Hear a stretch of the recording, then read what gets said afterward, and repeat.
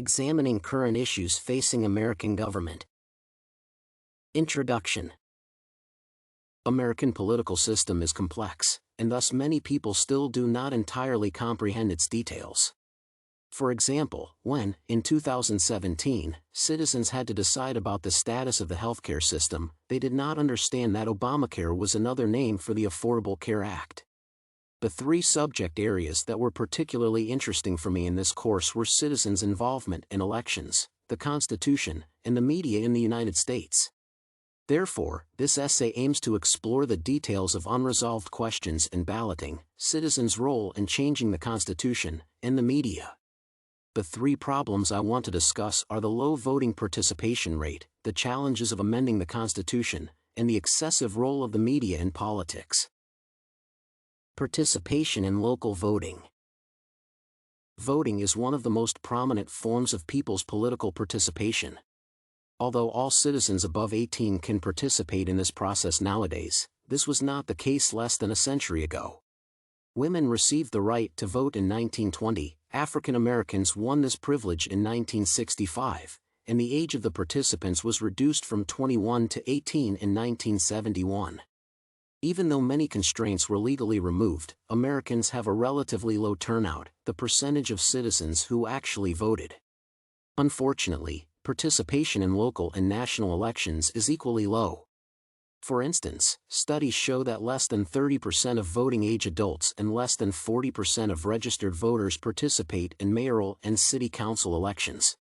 Research revealed that homeowners, affluent groups, and elderly individuals are active participants in local elections, making this political event skewed toward a small portion of the population. Some groups are apparently excluded from voting due to a lack of awareness. Since a significant gap exists in terms of the voters' race, ethnicity, and income, the local elections are mainly based on racial or incumbency perceptions.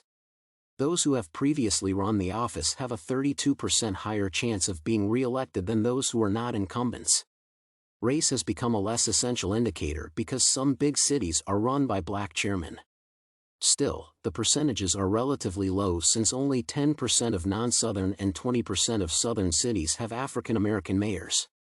Moreover, female political representation is low because only 15% of winning mayoral candidates were women. These issues likely result from the insufficient turnout of citizens. One of the solutions that I suggest to resolve these problems is to increase the medium coverage of local elections to raise people's awareness of the importance of voting. The role of citizens in altering the Constitution. Although the U.S. Constitution was created almost 200 years ago, it underwent amendments. Indeed, there are 4 legal ways to introduce changes to this document. The first is the passage of suggested alterations by 2/3 of votes in the House and Senate. Secondly, the approval in the 2 houses of Congress is followed by the individual states' ratification. The third way is passage in a national convention, in response to petitions by 2/3 of the states, and then acceptance by the majority of votes in states. Lastly, changes can be made through passing in a national convention, and then ratification by conventions. However, most modifications were made using the first method, but it does not mean that ordinary citizens cannot influence these changes. People can propose changes to the Constitution, but they must provide proper justifications. For example, the 27th Amendment, suggesting that congressional pay cannot be raised until the election of the new Congress, was proposed by a student and was ratified in 1992. Still, the U.S. Constitution is known to be challenging to amend because, as can be seen from the 4 methods, it takes 2/3 of the votes for ratification. Although it is a problem, I believe that the country's official document with the fundamental principles of politics and law should not be easy to change. The media in the United States. Freedom of speech in the United States can be dated back to the period when the country became independent from the British Empire.